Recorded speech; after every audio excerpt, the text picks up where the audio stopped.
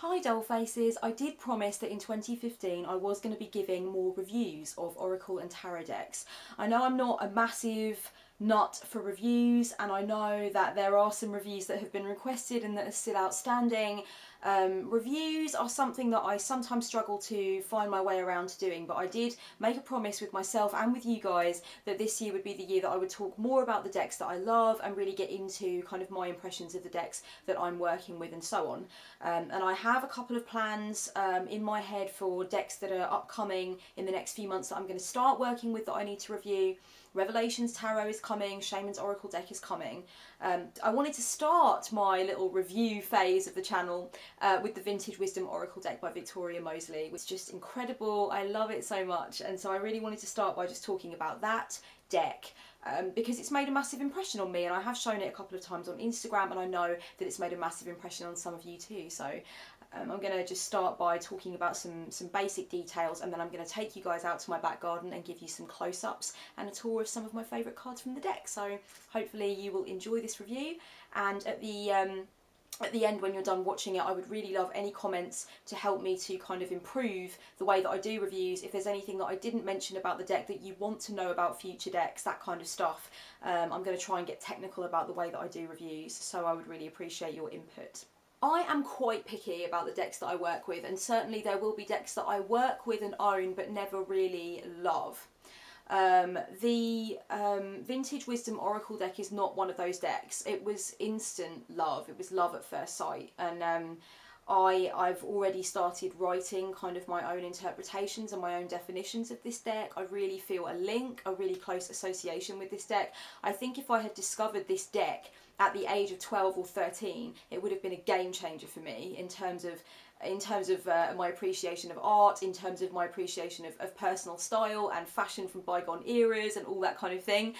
The first blog that I ever started was a blog about 1920s flapper culture and that kind of vintage fashion and stuff like that. So the Vintage Wisdom Oracle, as far as I'm concerned, is over a decade late for me. I've been waiting for this Oracle deck for over a decade. So yeah, I'm at least over a decade, so I'm really, really excited about it. It comes in an incredibly sturdy box, very beautiful, with like silver gild on it. This is a box that is going to stand the test of time. You are not going to need to decant your deck into a bag whatsoever. This is a beautiful box, very decorative, would look beautiful out on the coffee table, and definitely will stand up to bags and will stand up to being moved from house to house. This is a box that's going to stand the test of time, which I know is important to a lot of people. The card stock itself is also very sturdy. I've watched a couple of reviews of this deck from other people who have described it as having a matte finish, and I would definitely say that that's the case. There's not a great deal of glare on it, and it's kind of doesn't slide around too much if you're not going to be using a cloth. I really, really love this cardstock. And does anybody else ever, when they take a new deck out, instantly smell it? I just love smelling a new tarot deck or a new oracle deck. You've just got that sense of possibility, and it's just like so delicious. I'd like to give some really high praise to the little guidebook that comes with the deck. It looks really humble and modest, but it actually packs a really powerful punch. There are some awesome little spreads in here that are kind of vintage themed and go with the atmosphere and the energy of the deck, which I thought was really cool. There's one spread called the penny farthing spread, which is focused on direction and forward motion. There's one called the spyglass spread for goals and clear seeing. The 4-leaf clover spread for motivation and inspiration. Like, I love stuff like this, where it's like the creator has actually gone on a journey herself to think about how she would most like to use the spread in conjunction with the key themes and the overall atmosphere that she's obviously worked so hard to distill into the deck. This deck has a lot of atmosphere. I really, really admire that about it. When I open it up and I start playing with it, I feel like I've been transported into another world and into another time. She does play with various different elements. Like, I feel like there's an ephemera aspect to it, a kind of old postcard dealio. There are also some reworkings of Waterhouse paintings that I'll show you, and there's different bits and pieces from different eras. So some is kind of more flapper era, some is more Victorian era, and you've got that classic Renaissance romantic kind of era as well. So there's a lot of different things combined together, but they're all eras and atmospheres that I love, and I know that's true of a lot of people. You know, if you're really into the Victorian vibe or the Renaissance art vibe, then you're probably also very into that classic 20s flapper vibe and that kind of exciting silent movie kind of vibe. I mean, I loved all of that stuff. As a child, I adored like Clara Bow. I was really interested in Lillian Gish and like Louise Brooks. I mean, I love all of that stuff, so I was really interested in that. But of course I also love Waterhouse, like a lot of witches do, and a lot of people who are into fairy tales and things. So altogether the imagery in this deck is absolutely glorious for me from start to finish, you know. So there are kind of different aspects to it. I would argue that some of the imagery has more of a dark divine feminine flavour, and more of a kind of esoteric touch to it. For example, this card, I would say, is kind of in that category. And then you've kind of got the more classic Victorian kind of decoupage vibe. Like, I suppose these two kind of explain what I mean perfectly. It kind of reminds me of going to I went on a school trip once to a wonderful like grand Victorian house where they actually take you for the day and they show you like the arts and crafts that Victorian people of that time and class would have used and gotten into, and then they kind of like, they turn you all into like scullery maids or gardeners for the day, and they allow you to go around the grand house and like do all these bits and pieces. And I went to a decoupage class where we actually decoupaged porcelain with all of these kind of old images of Victorian women, and it kind of reminds me of that. So that it's kind of a throwback to these really these first experiences that I had of really appreciating and dropping into the atmosphere of a former time. There's this kind of old photograph vibe with a lot of the cards, which is so beautiful, and I absolutely love the names of the cards and the themes that they tap me into.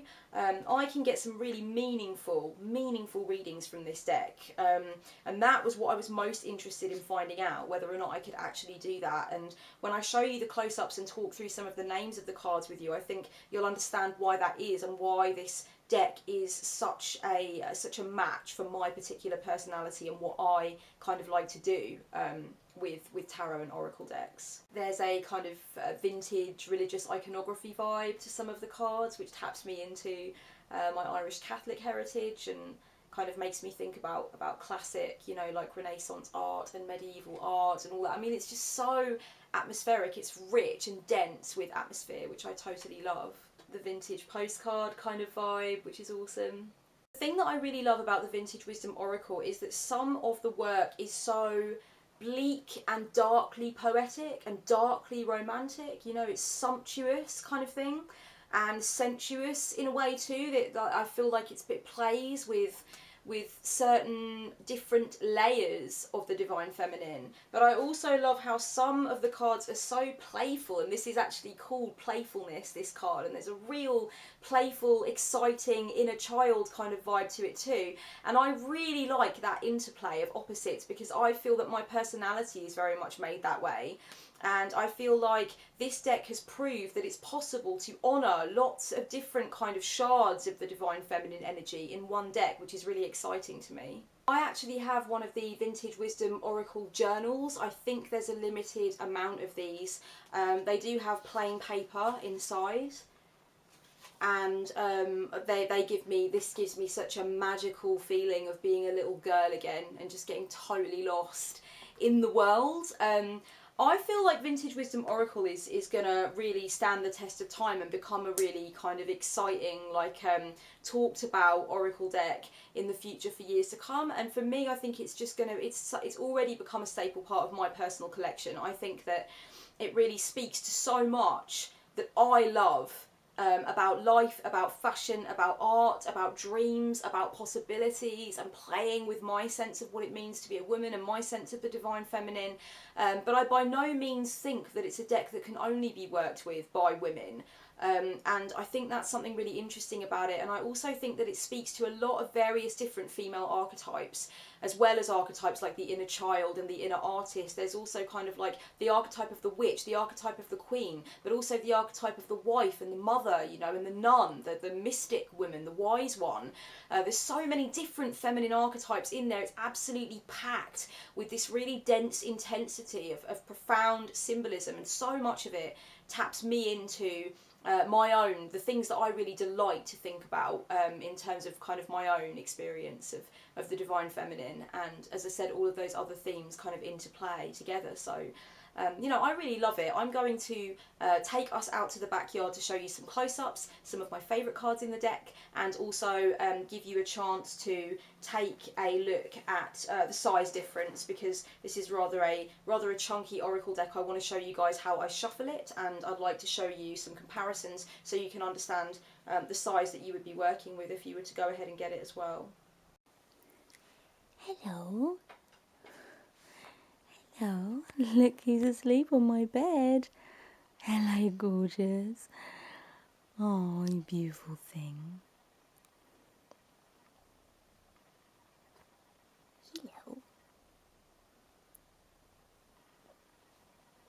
Hello. There is somebody not very far away from here having a barbecue, and I'm a little bit jealous, even though I'm a vegetarian, but the smell of it still makes me think, summer's coming, I need to get some veggie burgers. Okay, I've moved you out to my back garden so I can show you some size comparisons and also some details of the cards and my personal favourites. So first of all, I'm going to show you what the size difference is between the Vintage Wisdom Oracle and a standard Rider-Waite tarot deck. So if I show you one of the cards from Vintage Wisdom, and then this in my lovely bag from Creative Sprite, which I adore. Okay, so this is the size difference, so it's quite sizable. If you have small hands like I do, then these cards are, you know, they're coming up for, they're a small postcard size, which I actually adore and I've never ever had an issue with. I actually find it really weird when people complain about being unable to shuffle large oracle decks, because I think to myself, why don't you just do what I do? I just do this. I'll show you exactly how I shuffle. Voila, sideways, simple. So to me it just kind of seems really strange that people don't think to do that, and they say, oh, I can't buy that deck because my hands are small and I won't be able to shuffle with them. And I just think, just go for the sideways magic. Beautiful. As you can see, the backs of these cards are absolutely beautiful, and this is something that has been remarked upon. Everything lends itself, really, with this deck to being enchanted by it, to being kind of transported into another world. And I think that's something that's really excited pretty much everybody that's found that they are in love with it. They're in love with it because it's transportative. It's really like so atmospheric that it makes you kind of feel lost in this whole other time and space. So yeah, the backs of the cards are just so like enchanting. You know what, I've shown the box for the Psychic Tarot Oracle deck on my channel a few times now, and every time I do I realise that there's a coffee stain on the front that I still haven't bothered to remove. Sorry about that, guys. But just for your reference, this is kind of a standard Oracle deck kind of size and compared to the Vintage Wisdom Oracle. So again, it's really quite, you know, I've got tiny hands, it's often been remarked upon. So yeah, it's quite sizable, which is just magical. I think it's gorgeous. I think it's actually appropriate that the card should be kind of postcard size. I really do. I really love that about the deck. So yeah, it's big, but as I said, when I shuffle, I just shuffle sideways, and that's always kind of been my go-to kind of problem-solving device for that. So there isn't really a problem, as far as I can tell, with large cards. I quite often think with art like this, that's had so much kind of commitment put into it, and is so much like, you know, it's so much detail and so much collage and so much kind of squishing together of different elements and aspects. I always think the bigger the art can be, the better, and so therein the bigger the cards can be, the better, you know. So yeah, I wouldn't want to compromise on that with a deck like this, really, to be honest. I want to allow myself to get totally lost in it. I'm going to show you guys some of my favourite cards from the deck now. First of all, I really, really love Truth, because I think it's got that occult vibe to it, and I really love the way that she's taken and juxtaposed two of the Waterhouse images to create this really striking look of symmetry and of something really magical and ceremonial going on. And I think this obviously feeds into a lot of ideas that we have about seeing our own truth and seeing the true nature of who we are as people, and actually working out what is projection, what is a reflection of our own inner world, and what is actually there which is kind of apart from us, and whether or not we can actually make that distinction. So that really goes deep for me. So I really, really love this card, and as soon as I saw it, I completely fell in love with it. Kindred Spirits is just such a sweet card with such an incredible scene of joy and happiness going on, and the Maiko just looking so happy and laughing. And I love the fact that it's all captured in this glass kind of bell, as though it's a moment in time, and it's to be cherished and it's to be kind of protected, I guess. And it does make me feel quite a lot like that Siamese bubble that you get into with somebody else, where you really just feel this sense of connection. I think it's just like a really pretty card as well. The colours are really, really lovely. Look how beautiful they are. Just adorable. And I love that sense of detail and that sense of the cards actually being big enough to have that detail to them, you know. That's really important for me. I love Protection because she has a really regal stance, and the swans kind of, at the moment there's a swan, a pregnant swan at the pond near where I live, and she is just about to drop. I mean, cygnets are on the way, and her male counterpart is very protective and very fierce, and you have to be kind of careful when you walk around the pond now and make sure that he's not around, because he will have you, you know. He is very protective by nature. So I've experienced over and over again the protective kind of nature of swans, so I think it's really appropriate that they are there, and obviously they give the card this really incredible symmetry and beauty, which I really appreciate too. I also love this kind of magical light beam, this sense that she is somehow connected to the swans and what they represent energetically. Intuition has a haunting, dark, very intense vibe to it, which I actually really love, and I love the fact that there is a bridge in this card. I think there's something very clever about that. I think it challenges my perception of what the inner voice is all about and how I feel when I listen to my own inner voice. And there is something quite intense about that. There is this feeling of risk attached to that at times, and sometimes the voice of our intuition tells us to do something that our ego really doesn't want to do. And so I like the fact that this isn't all kind of like, you know, fluffy rainbows and sunshine. I like the fact that the intensity of what it means to follow your intuitive calling has actually been addressed in this card, and I appreciate that very much. Shadow Self covers a very important theme, and I think that's what I like about it. I just enjoy the fact that she has chosen to have a card in the deck called Shadow Self. I think there's something really meaningful about that for me, especially since I help my clients so often with shadow work and with connecting with their shadow side and kind of bringing it to consciousness and integrating it into their sense of whole being. So I think that's a really awesome thing, and I love the inclusion of the black bird, the crow, if you will. I think there's something about that really speaks to me as somebody who works with the dark goddess and so on. So yeah, I just really appreciated the inclusion of a card called Shadow Self. I just think that's the kind of thing that really speaks to me on a personal level. I love this card, Healing. I kind of get this sense that, you know, there's this apothecary vibe to it, and I really love these kind of cork-topped bottles and this feeling that there's like tinctures and stuff in there. Like I think it's got quite a witchy vibe to it, which I really enjoy. This is probably my favourite card in the deck at the moment. It's just such a sincere expression and such a sincere spiritual image, and it kind of connects with how I feel, and I think that is what surrender should feel like. And there's something just so majestically kind of undone about her. There's something just so undone about her. It's like she truly is surrendering. There's a sincerity to this image that I really love, and I think, you know, there have been times during all of our lives where we have gone into a state of surrender, and that is really what it has felt like. So it's almost like when all else fails, you have to let go, you have to release, and you have to accept, and then the beauty will come as a direct result of you being willing to do that. And so I think there's just something really magical about this particular card.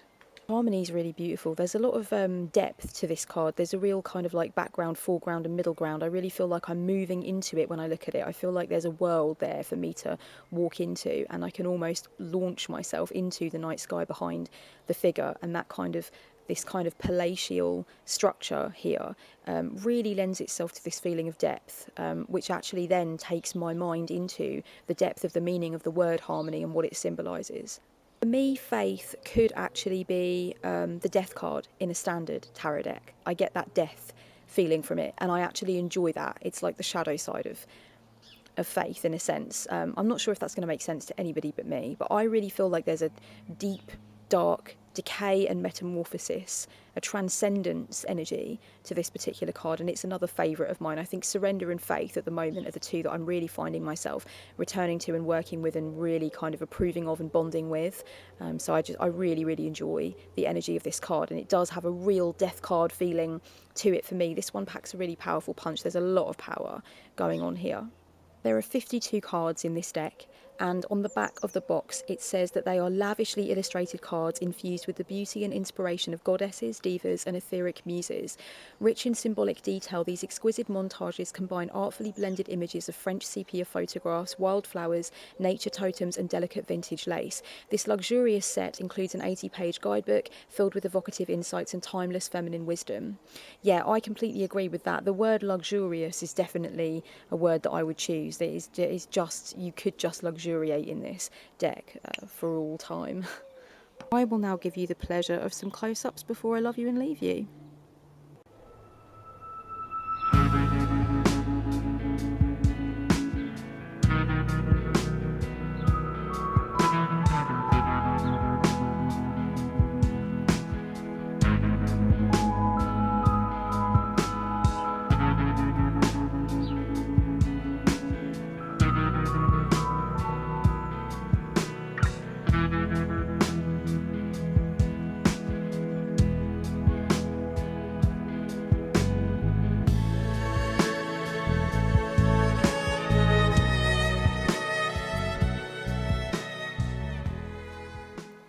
I very much hope you guys have enjoyed this review, and as I said, if there's anything that I didn't get around to telling you, or you would like to ensure that I kind of include certain details in my reviews from now on, please do let me know. You can visit the artist's website below in the down bar if you want to explore the deck further or pick up a copy.